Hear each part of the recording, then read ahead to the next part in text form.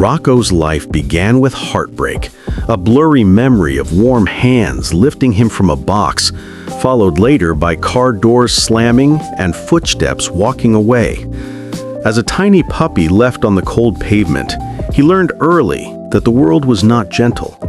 The streets became his reluctant home, nights spent curled beneath broken benches, days spent scavenging for scraps that barely kept him alive. Every time he approached humans, hoping for kindness, he was met with shouts, stones, or fear. The betrayal from the family who abandoned him shaped him deeply. That was the day Rocco made a silent, painful decision: never trust humans again. One cold evening, while searching for food near an alley, Rocco heard a faint, trembling whimper. He froze. Curiosity wrestled with caution. Behind a rusted dumpster lay a tiny, injured pup, barely a few weeks old, trembling in fear. Instinct told Rocco to walk away. Survival meant looking out only for himself.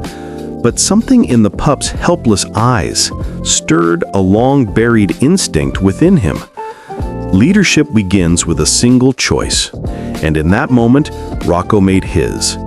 He nudged the pup gently and pushed his last scraps of food toward him. For the first time in years, Rocco cared. The pup followed Rocco everywhere after that night, stumbling on tiny paws, refusing to let distance grow between them. Rocco named him Milo, and the name seemed to give the pup a sense of identity, something he had never had. Rocco showed Milo how to sniff out safe places, how to avoid dangerous corners, and how to find leftover food without being caught. With every lesson, Rocco felt something unexpected: responsibility. Milo's trust filled the emptiness Rocco thought would never heal. In protecting Milo, Rocco discovered strength he never knew he had. One moonlit night, as Rocco and Milo rested behind a bakery, a trembling cat with silver fur approached them cautiously. She introduced herself with soft meows.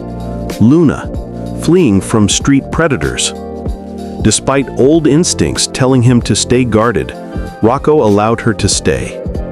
Days later, an elderly dog named Bruno, limping and exhausted, asked for shelter. Rocco hesitated, but Milo nudged him gently, as if reminding him of the day he was rescued. Slowly, the tiny group grew. Even though Rocco had never wanted companionship, life was quietly shaping him into more than a lone stray. Trouble came sooner than expected. A rival gang of large, aggressive strays discovered their small group and threatened to chase them out of their territory. Rocco felt fear claw at him, the old instinct to run rising sharply. But as he looked at Milo, Luna, and Bruno trembling behind him, something changed. He stepped forward, standing tall, positioning himself between his group and danger. The threat passed after a tense standoff, but something far more important had been born that night: unity. The group learned that together they were stronger than any one of them alone. Rocco never asked to be a leader, yet the pack looked to him with unwavering trust. He began organizing their food searches, assigning roles that matched each member's strengths. Luna scouted silently. Bruno found hidden leftovers with his experience, and Milo assisted Rocco closely. Leadership, Rocco realized, was not about barking the loudest or showing dominance. It was about care, sacrifice, and strategy. At night, he often looked at the stars and wondered how he, a stray who once trusted no one, had become the leader he himself always needed. One rainy afternoon, the pack stumbled upon an abandoned warehouse. Broken windows and dusty floors greeted them, but to Rocco, it felt like a miracle. They cleaned a corner, dragged blankets from the trash, and created a warm space to sleep. Over the next days, they decorated their shelter with scraps of cloth, old boxes, and anything that made it feel like home. Rocco watched his pack sleep peacefully for the first time and realized a truth that warmed him more than any blanket. He was no longer alone. A violent storm struck the city, flooding streets and sending debris crashing through their warehouse. Water began to rise fast. Rocco barked orders, guiding Luna, Bruno, and Milo through the chaos. Lightning flashed as they struggled to escape.